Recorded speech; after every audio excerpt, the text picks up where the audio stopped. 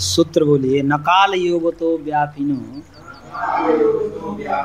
नित्यस्य सर्व संबंधात। कह रहे कि स्वभाव से बंधन में न सही, काल रूपी निमित्त से आत्मा को बंधन में मान लो कि आत्मा किसी काल में बंधन में आ गया, काल रूपी निमित्त से बंधन में आ गया, तो महर्षि कह रहे कि नकाल योग तो, काल के योग से भी बंधन नहीं है, काल के सहयोग से भी आत्मा का बंधन नहीं है। क्यों?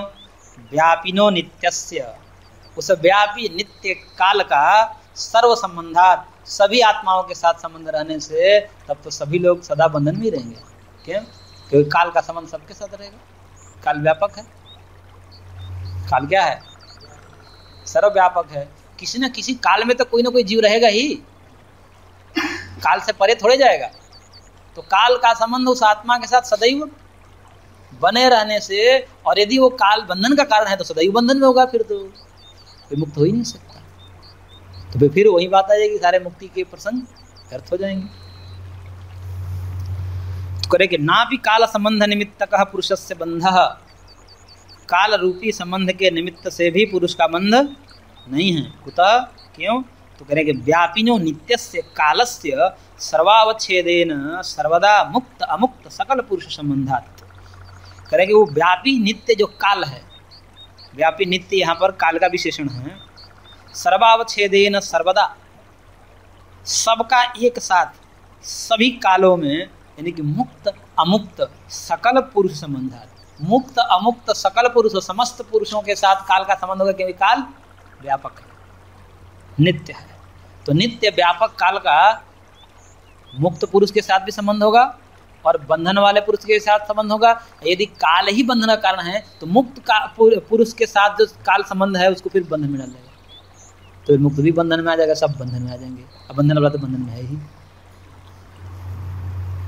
तो फिर तो कोई मुक्त हो ही नहीं पाएगा।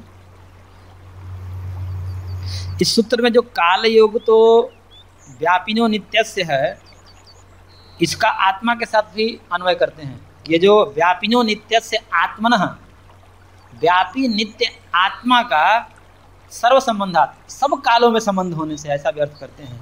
क्योंकि ये कहते हैं, हालांकि भाष्यकार ने व्यापी नित्य काल का विशेषण दिया है, व्यापिनो नित्यस्य कालस्य, व्यापी नित्य का। कई लोगों का ये कहना है कि सांख्यकार के अनुसार नित्य दो ही तत्व है, प्रकृति पुरुषयो अन्यत सर्वम अनित्यम। प्रकृति पुरुष के अतिरिक्त सारे पदार्थ क्या हैं? अनित्य हैं। इसलिए यहाँ पर काल को नित्य नहीं कहना चाहिए। तो फिर किसको? तो कह यहाँ पर आत्मा को नित्य कहना चाहिए। आत्मा व्यापक है और नित्य है।